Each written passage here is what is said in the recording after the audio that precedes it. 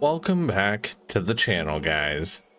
As always, I do hope you and yours are having a great time this week. I know I am, that's for sure. But today, I actually want to recap a little bit on a previous conversation we had. I was in a previous video about the dream. You guys know, the dream we had about the massive gaming library with just about any game available at our fingertips. You know, that one we had when we were kids. You know, we weren't maybe sure in that video about whether or not that dream had potentially devolved into a nightmare, into a giant stress ball. Yes, guys, that dream, the backlog, the library, or as I said, just a plain big old project we all have. I wanted to revisit this because of a little thing I actually did the other day. Now, while working through some of my newer games, as you know, Alan Wake 2, still going on, I decided to see exactly how many games I hadn't played or completed on my PlayStation 5.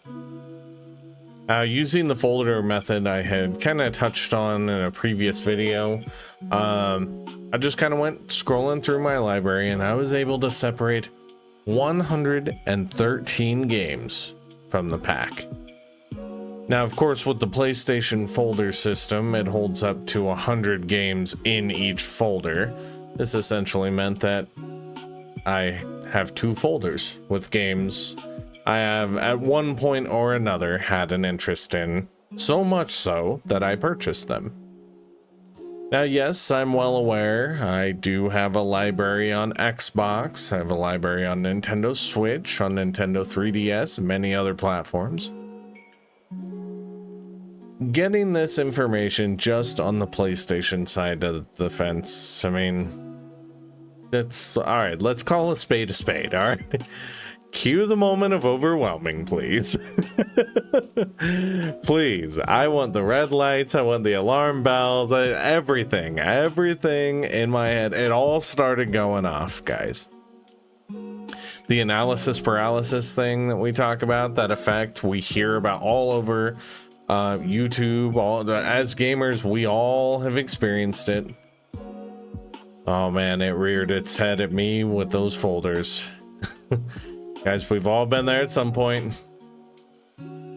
And you log what you have, and you take a pause going, man, even if it isn't meant to be a stressor, yeah, sometimes that feels like it's gonna be a lot of work, right?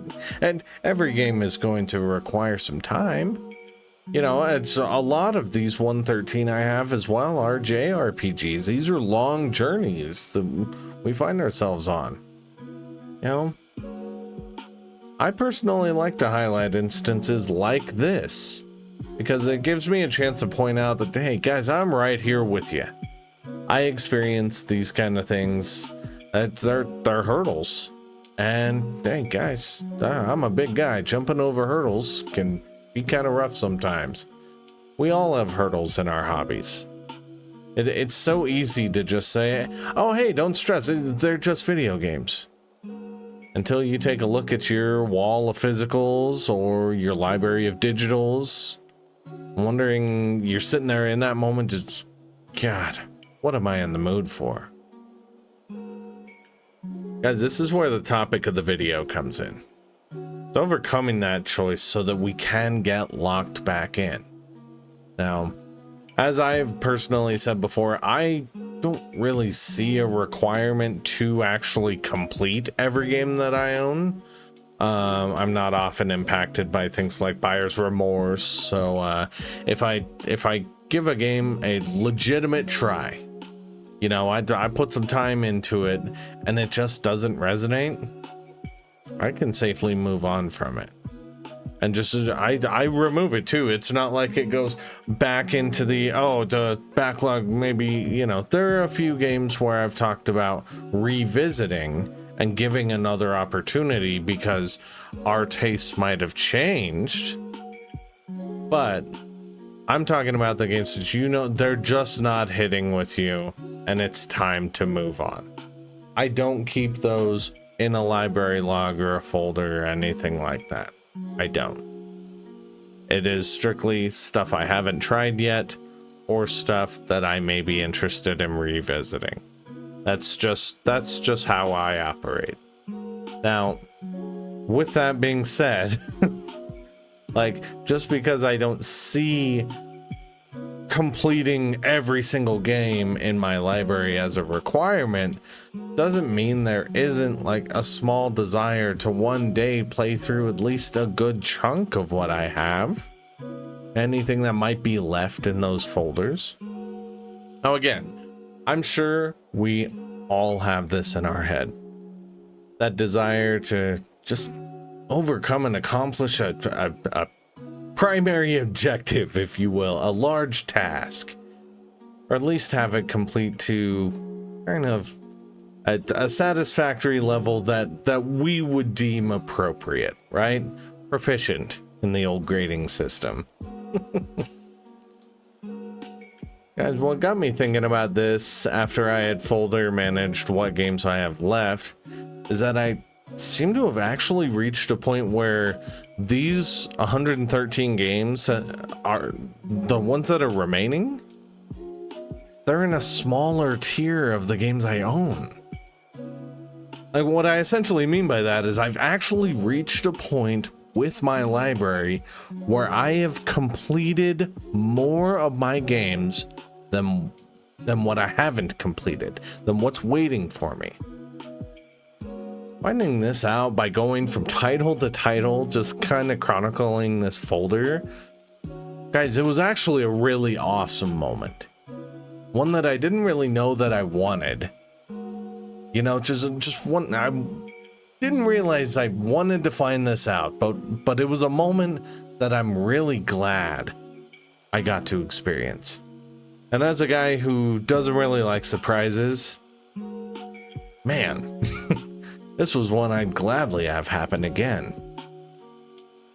Anyway, this made me start looking at some of the games I have remaining. Guys, we've got Game of the Year winners in here. We've got Baldur's Gate 3. We've got Astrobot. We've got planned revisits like the Days Gone remaster.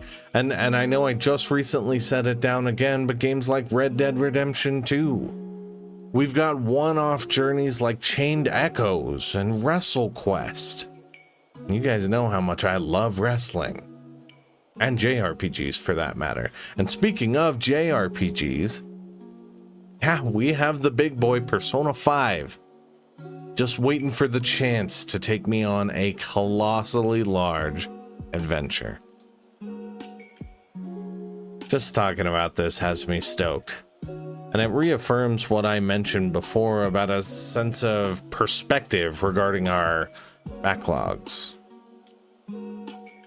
Guys, before the year is out, I'll have at least 2 more games getting added to this list. With Resident Evil 9 and 007. Yes, I'm aware they come out next year, but they will be a part of my library and this list before all is said and done. After that, though, I'm gonna begin a fun journey. I've never done this. I've always talked about doing it, but I've never fully done it, and that's to go through an entire year without adding a new game to the library. Guys, it's going to be really challenging. Like, let's call a spade a spade. It'll be very challenging to be combating things like FOMO.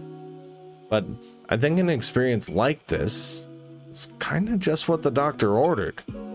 You know, it's an opportunity to get focused on the great experiences I have yet to enjoy. You know, there could be a next great, oh my god, this is one of the greatest games out there in this library of what I have. Now, of course, looking at a folder with 100 games in it will freeze anyone up right away, myself included. Trust me, I've been there way too many times. A simple solution I have is to go from that well, so the 100 folder and then the 13 folder, and kind of pick a few and add to a separate folder. I know. It's so clever, guys. I know, right?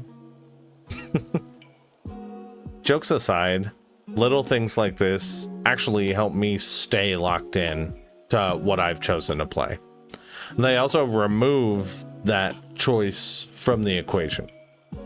For example, in my eyes, 5 games on their own, like in a separate folder, is already a lot of choice, let alone 100. But I'm thinking maybe you lock in 2 games to a folder. I think that is a really nice sense of structure, and it does set just kind of a good direction. All right, these are going to be what I'm working on, what I want to try, what I actually want to give an opportunity. Now, of course, everyone's going to have a different technique. Me personally, I just think maybe going down to like 2 games is a great way to just really focus back up and see what I might have been missing.